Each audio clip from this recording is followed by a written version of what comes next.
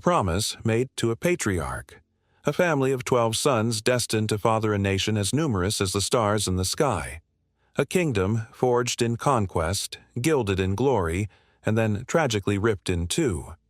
This is not the opening to a modern fantasy epic. It is the authentic foundational story of the people of Israel. It's a saga that culminates in one of history's most profound and enduring mysteries, a 2,700-year-old question about 10 pieces of a nation that seemingly vanished from the world stage. Where did they go? Do their descendants walk among us today, perhaps unaware of the ancient blood that flows through their veins? The journey to uncover the fate of the 12 tribes of Israel is a detective story on a biblical scale, a quest that spans millennia and connects the ancient past to our immediate present in the most unexpected ways. If you are ready to embark on a journey through history, prophecy, and the deepest roots of human identity, then you are in the right place. To ensure you don't miss our future explorations into these fascinating subjects, take a moment to press the like button and subscribe to the channel, ringing the bell so you are notified of every new investigation we launch. Your support allows us to dig deeper into these incredible stories. The story begins not with a nation, but with a man named Jacob, grandson of Abraham, the figure to whom the original promise of a great nation was made. After a mysterious all-night struggle with an angelic being, Jacob's name is changed to Israel, meaning one who wrestles with God. This name change is monumental. It marks the transition from a single person's destiny to the destiny of an entire people who would bear his name. Jacob, now Israel, had 12 sons, born from 4 different mothers, his wives Leah and Rachel, and their respective handmaidens, Bilhah and Zilpah. These 12 men are not just sons. They are the progenitors, the very pillars upon which the entire nation of Israel would be built. Each son would become the patriarch of his own tribe, a distinct family unit within the larger national confederation. Before his passing, Jacob gathered his 12 sons to bestow upon them a series of blessings, or perhaps more accurately, prophecies. These were not simple words of fatherly affection. They were poetic, cryptic, and powerful declarations that would foreshadow the character, geography, and ultimate destiny of each tribe. Understanding these blessings is key to understanding the tribes themselves. Number 1. Reuben. As the firstborn, Reuben should have held the preeminent position. However, Jacob's blessing reflects a demotion due to an earlier transgression. Jacob calls him unstable as water, prophesying that he would not excel. The tribe of Reuben would later settle east of the Jordan River, a territory somewhat removed from the central action of Israelite life, and they never produced a prominent leader, judge, or king, fulfilling their patriarch's somber prediction. Number 2. Simeon, and number 3. Levi. These 2 brothers were linked together in Jacob's prophecy because of their violent and vengeful nature, demonstrated in their brutal reprisal for the violation of their sister, Dinah. Jacob declared, "I will scatter them in Jacob and disperse them in Israel." This prophecy was fulfilled with stunning accuracy. The tribe of Simeon received territory that was entirely enveloped within the land of the tribe of Judah, leading them to be absorbed and lose their distinct identity over time. The tribe of Levi, however, experienced a different fate. For their loyalty to God during the incident of the golden calf in the wilderness, their scattering was transformed into a position of honor. They became the priestly tribe, consecrated to divine service. They received no single, contiguous land inheritance of their own. Instead, they were dispersed throughout all the other tribes in designated Levitical cities, where they served as teachers and ministers, a holy presence scattered throughout the nation. Number 4. Judah. The prophecy for Judah is arguably the most significant. Jacob compares him to a lion's whelp, a symbol of royalty, power, and dominance. He declares, "The scepter shall not depart from Judah, nor the ruler's staff from between his feet until Shiloh comes. This was a clear prophecy of kingship, and indeed it was from the tribe of Judah that King David and his entire dynasty would arise. The city of Jerusalem would become its capital, and the Lion of Judah would become the enduring symbol of Jewish identity. This tribe was destined for leadership, a destiny that would shape the course of history far beyond the borders of ancient Israel. Number 5. Zebulun. Jacob prophesied that Zebulun shall dwell at the shore of the sea, becoming a haven for ships. While their allocated territory did not directly touch the Mediterranean, it was situated along vital ancient trade routes connecting the coast to the interior, like the Via Maris. The tribe of Zebulun became known for its commerce and its connection to the maritime trade of its neighbors, fulfilling the spirit of the prophecy through economic prowess. Number 6. Issachar. This tribe was likened to a strong donkey lying down between the sheepfolds. This imagery suggests a tribe that was content with a peaceful agrarian life, valuing rest and comfort in a fertile land. Jacob prophesied they would bow his shoulder to bear a burden and become a servant at forced labor. This has been interpreted to mean they would prefer paying tribute to foreign powers in exchange for peace rather than engaging in constant warfare, dedicating themselves to scholarship and tilling their rich portion of the land. Number 7. Dan. The prophecy for Dan is dark and ambiguous. He is called a serpent in the way, a viper by the path, that bites the horse's heels so that its rider falls backward. This suggests a tribe that would achieve its aims through cunning, strategy, and guerrilla-style tactics rather than sheer force. The tribe of Dan was known for being fierce warriors, but they also had a troubled history, being the first to fall into institutionalized idolatry, setting up a cultic center in the north of their territory that competed with the central sanctuary. Number 8. Gad. Gad, a troop shall tramp upon him, but he shall tramp upon their heel. This speaks of a tribe living in a contested border region, constantly subject to raids and attacks. The tribe of Gad settled on the vulnerable eastern frontier, east of the Jordan River, where they would have to be perpetually vigilant against their enemies.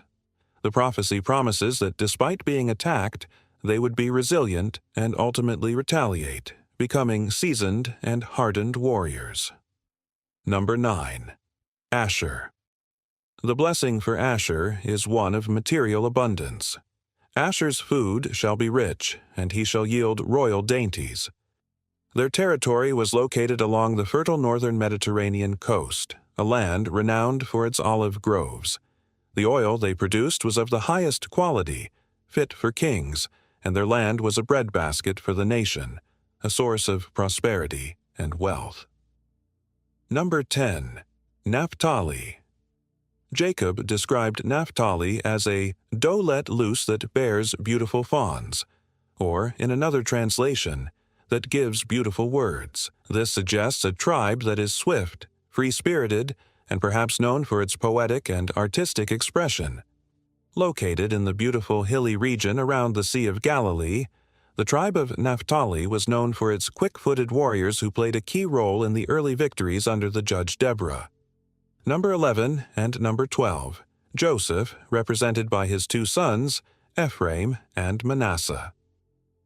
Joseph, Jacob's favored son, received the most extensive and powerful blessing, the blessing of the firstborn that Reuben had forfeited. Jacob declared that Joseph was a fruitful bough, promising immense prosperity and population growth. This blessing was so significant that Joseph was given a double portion through his two sons, Ephraim and Manasseh, who were elevated to the status of full tribal heads. Jacob prophetically gave precedence to the younger son, Ephraim, predicting he would become greater than his older brother Manasseh. This prophecy would have massive historical consequences, as the powerful tribe of Ephraim would come to dominate the northern part of Israel. And finally, number 13. In the list of sons, Benjamin. The youngest son, Benjamin, was described as a ravenous wolf. In the morning he devours the prey, this speaks and at of a night he fierce and divides the warlike spoil. nature. Despite being the smallest tribe, Benjamin was renowned for its skilled warriors, particularly its slingers. It was from this tribe that Israel's first king, Saul, would come. And their territory, though small, was strategically vital, as it included the city of Jerusalem on its border with Judah.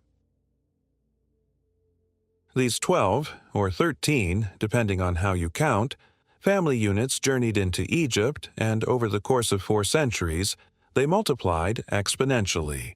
They entered as a clan of 70 souls and emerged as a nation of hundreds of thousands.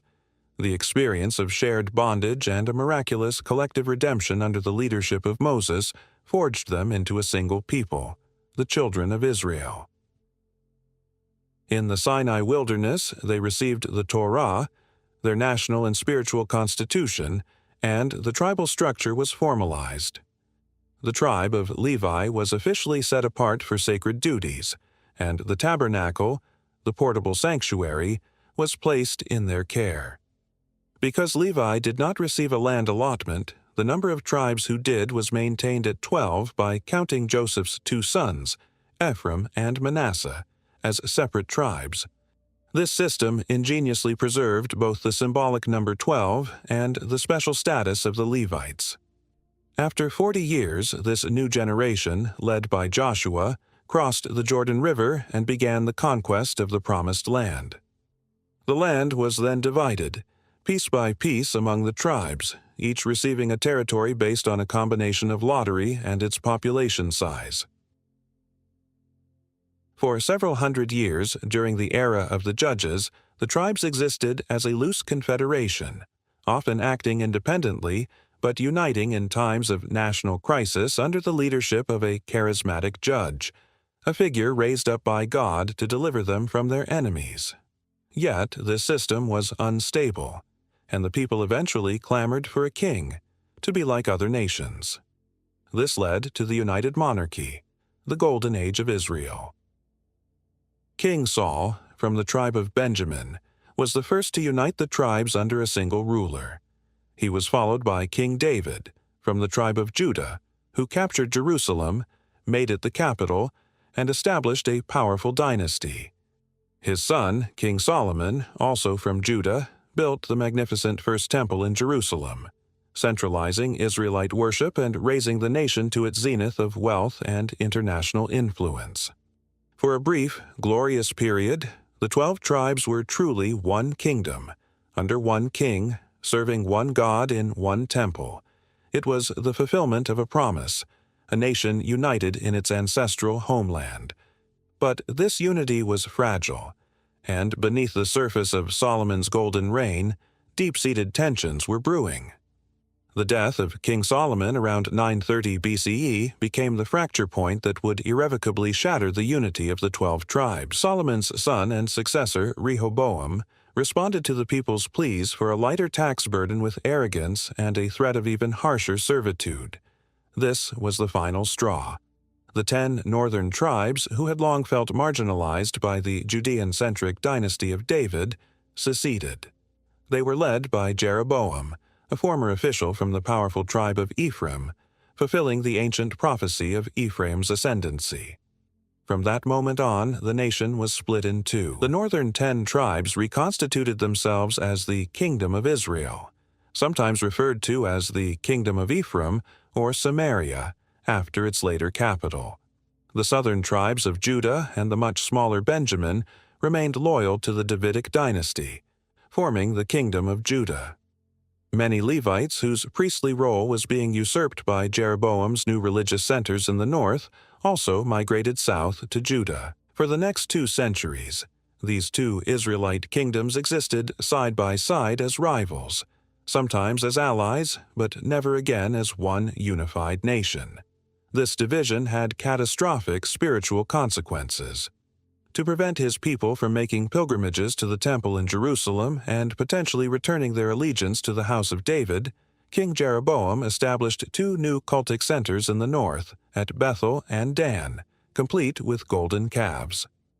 This act of political expediency was a spiritual betrayal that sent the northern kingdom into a long spiral of idolatry and corruption from which it would never recover. The historical path of the northern kingdom of Israel was turbulent and violent.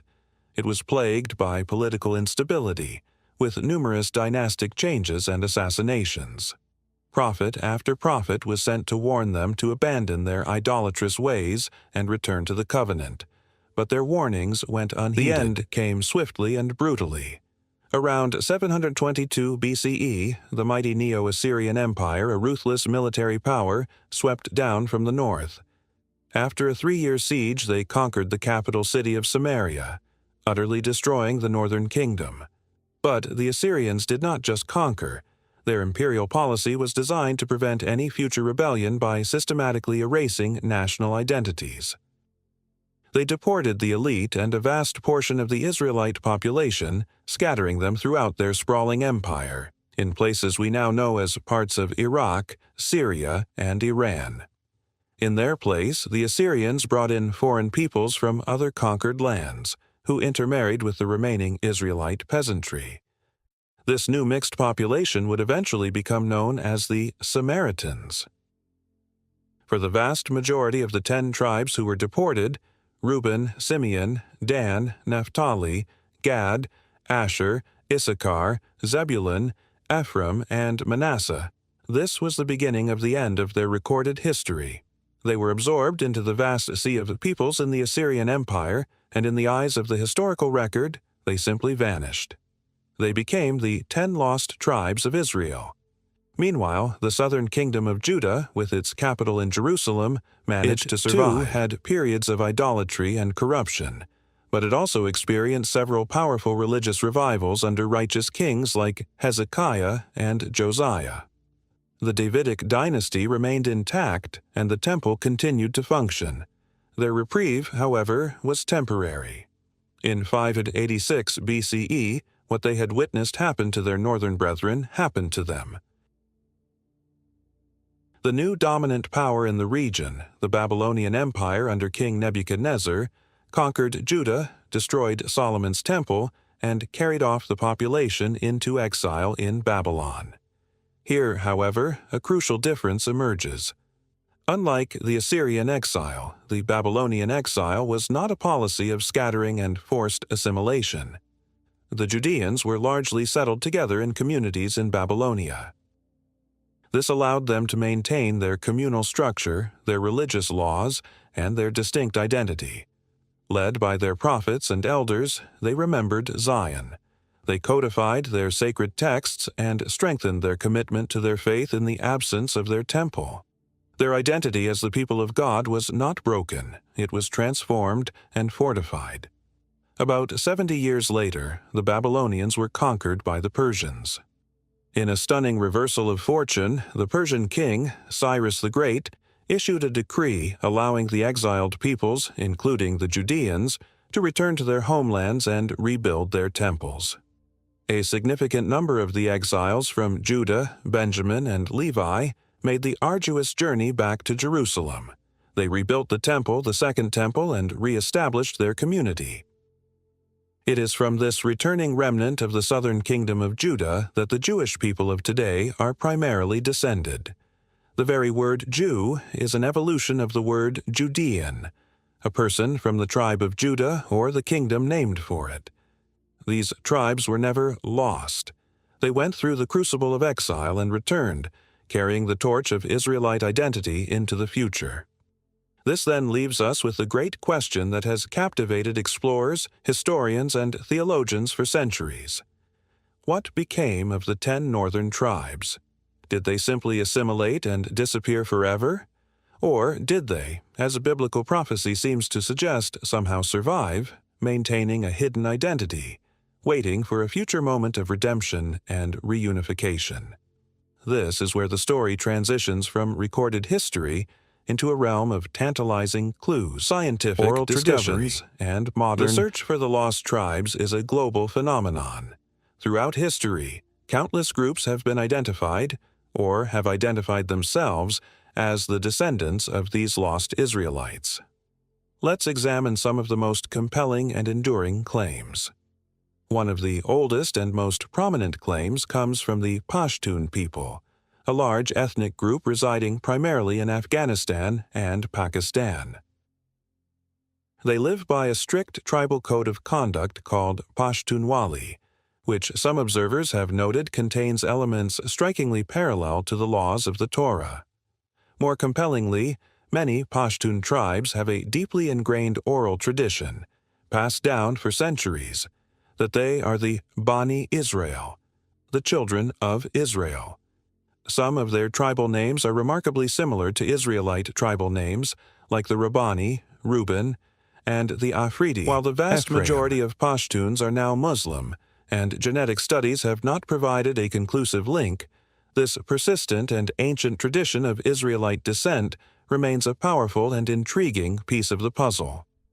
A more recent and widely publicized case is that of the Bnei Menashe, or children of Manasseh, from the northeastern states of India, Manipur, and Mizoram.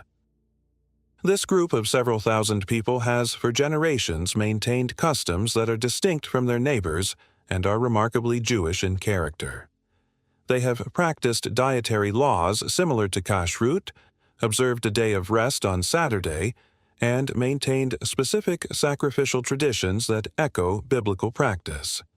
Their oral history speaks of a long migration from a land to the west, through Persia and China, eventually settling in their current home. In the late 20th century, their claims were investigated by Israeli rabbis, and in 2005, the Sephardic chief rabbi of Israel officially recognized them as descendants of Israel, opening the door for them to formally convert to Judaism and immigrate to Israel under the law of return. Thousands have since done so, a modern-day fulfillment of a return from exile. Perhaps the most dramatic story is that of Beta Israel, the ancient Jewish community of Ethiopia. For centuries, they lived in isolation, practicing a form of Judaism known as Haymanot, which is pre-Talmudic, meaning it is based on the written Torah without the later rabbinic commentaries. Their origins are debated. Some traditions connect them to the tribe of Dan, which migrated south. Another powerful narrative suggests they are descended from the nobles who accompanied Menelik Thirms, the son of King Solomon and the Queen of Sheba, back to Ethiopia. After centuries of Ark of the Covenant with them, their plight came to the world's attention.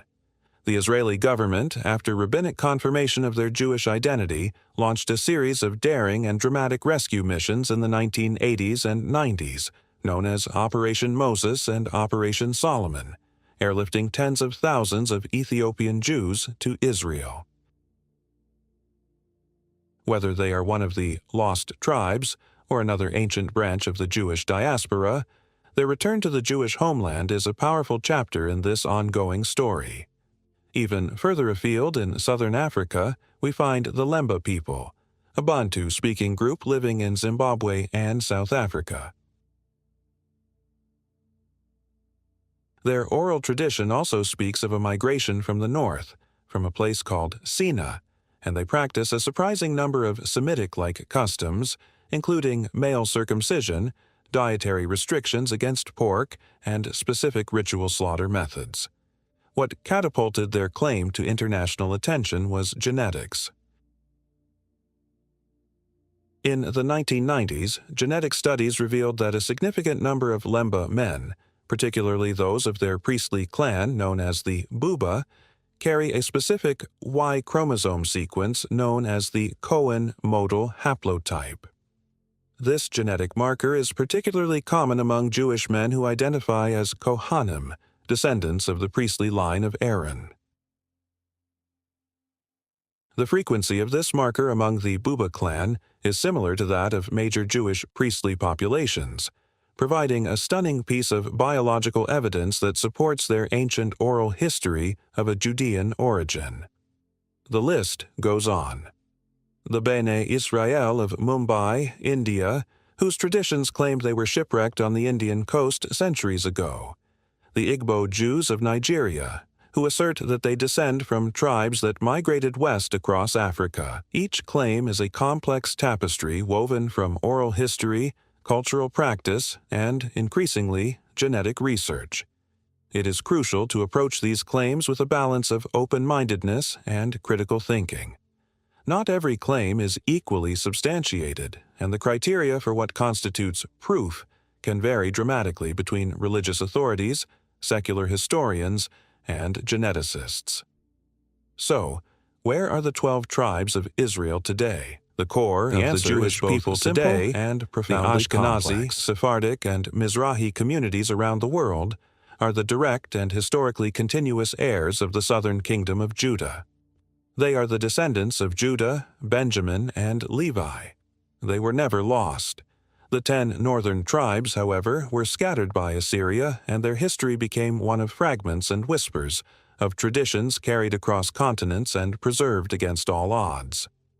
It is possible, even likely, that their descendants are now found among many peoples of the world, like the Pashtuns, the Bnei Menashe, the Lemba, and perhaps countless others who have long forgotten their ancestral roots. The story of the 12 tribes is not a closed book. It is a living narrative. The division of the kingdom was a tragedy, but the prophecy of their ultimate reunion, an ingathering of the exiles from the four corners of the earth, has remained a central tenet of Jewish hope for millennia. In an age of global connection and genetic discovery, we may be living in a time when some of history's most ancient mysteries are finally beginning to reveal their secrets. The story of Jacob's 12 sons continues to unfold, a testament to the enduring power of identity, faith, and the unbreakable bond of a people to a promise made long ago. Thank you for joining us on this deep dive into one of history's greatest legacies. If this journey sparked your curiosity, please share this video with someone else who loves to explore the mysteries of our past. And let us know in the comments which of these tribal histories you found most fascinating. We look forward to seeing you again on our next investigation.